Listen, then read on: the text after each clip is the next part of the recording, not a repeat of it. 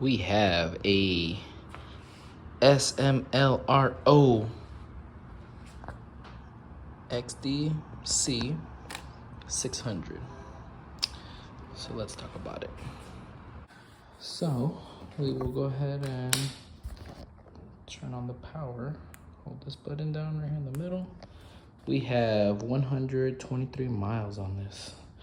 So first of all, right off the bat,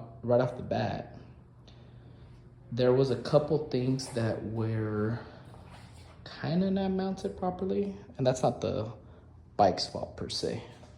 So one of the items was actually this light, which is, I mean, works great, illuminates good.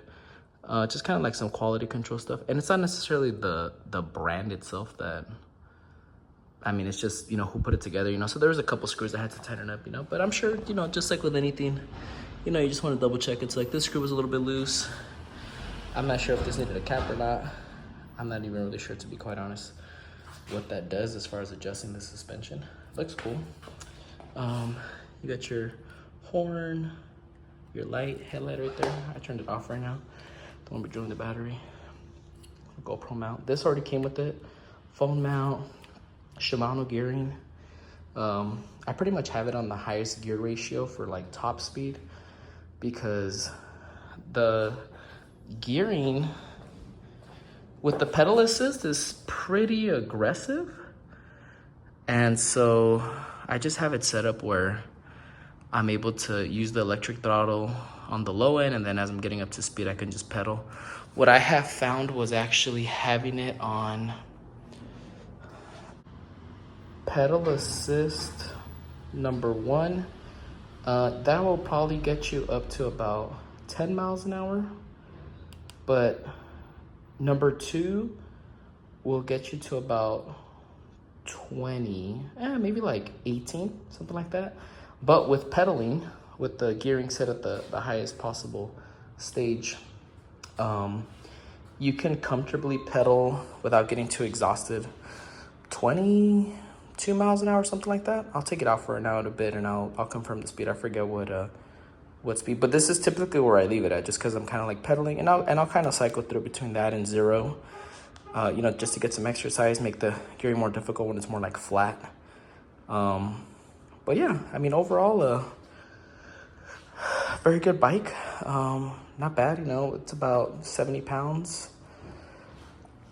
Came with this cable lock already. I'm not necessarily sure if that's always available. The vendor I got it from, they had it. Came with the keys, everything like that. That's for the lock right there, the cable lock. But this one right here is actually for the battery lock. So you can slide this up, take it off, and it makes charging a little bit easier. But yeah, I mean, would I recommend this bike to you? I would. It's my first electric assisted bike.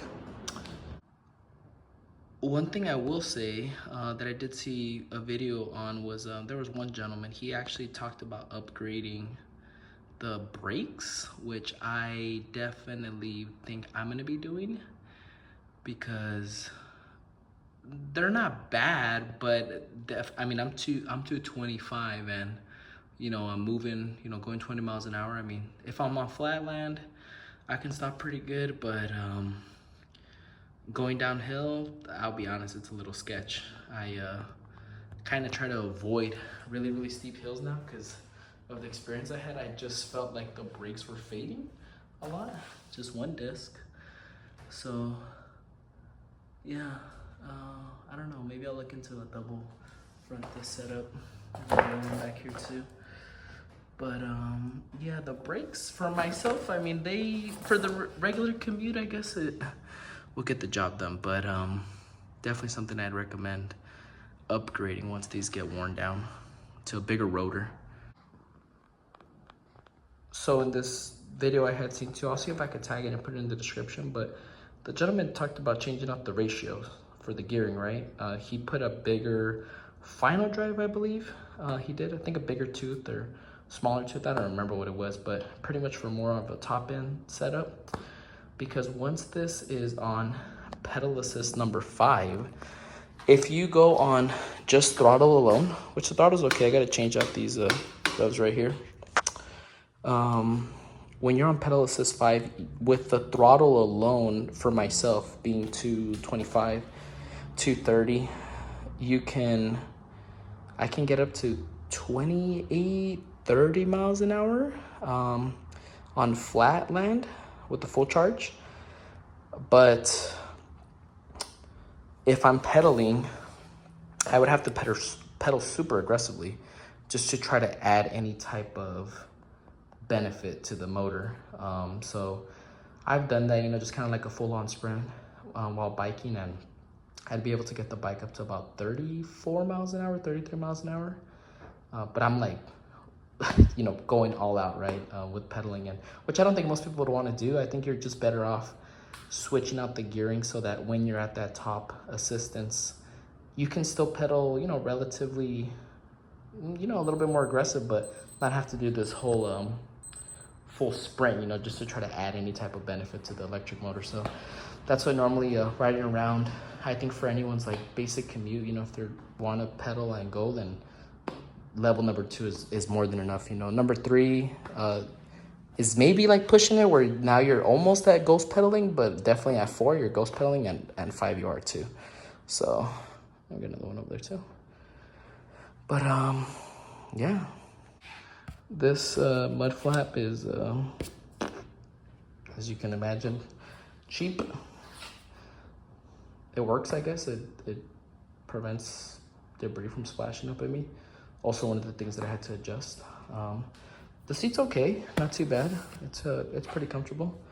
I don't mind it. It does sit pretty high.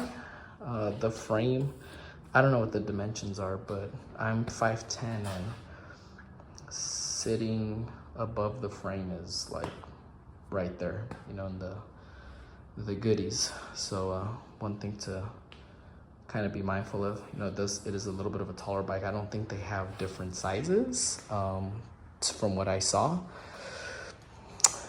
What else? Let's see. The gearing changes, I mean, they work good. I just don't use them because, again, of the ghost pedaling.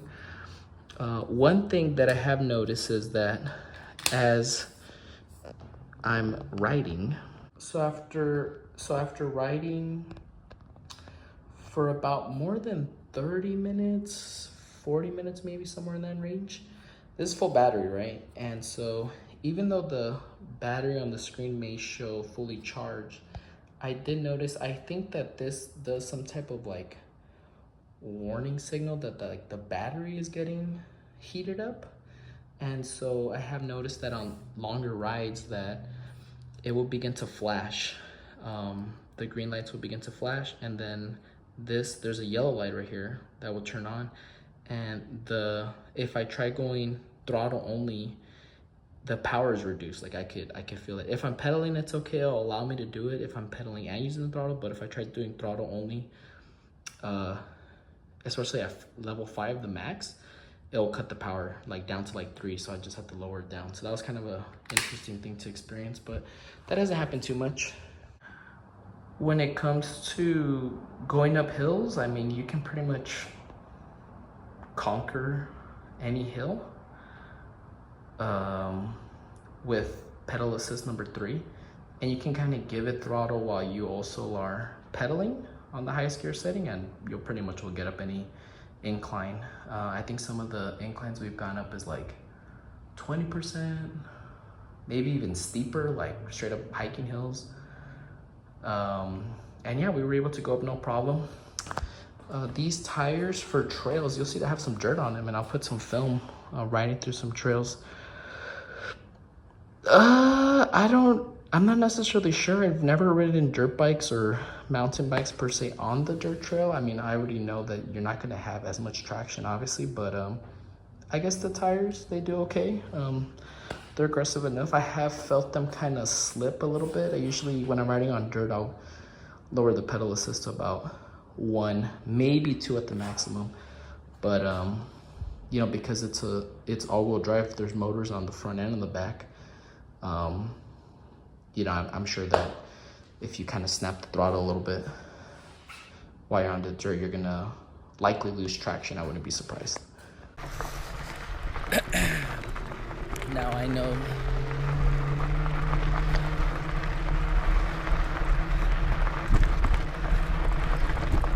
that this bike is, you know, I guess considered a mountain bike. It's got its own suspension, all that jazz like that, but I'll tell you something. It's a rough ass ride. So would I recommend this bike? I would recommend it to you. I think that these bikes will at least last us a good 2 years, maybe, something like that. Definitely nice to get around and just kind of zip around town and not have to worry about traffic or anything. You definitely get moving pretty good. I mean, 25, 30 miles an hour. 25 miles an hour is probably like the average you'd be going. So plenty fast, right? And you can do that very comfortably. So yeah, if you're looking to get an electric bike, I would recommend this one.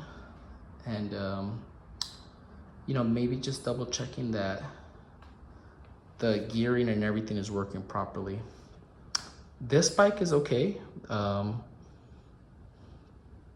There's not really any issues that I can tell, but on my son's, the gearing does seem like it's struggling a little bit when it comes to switching. I'm not sure if it's the, what do they call this, a derailleur?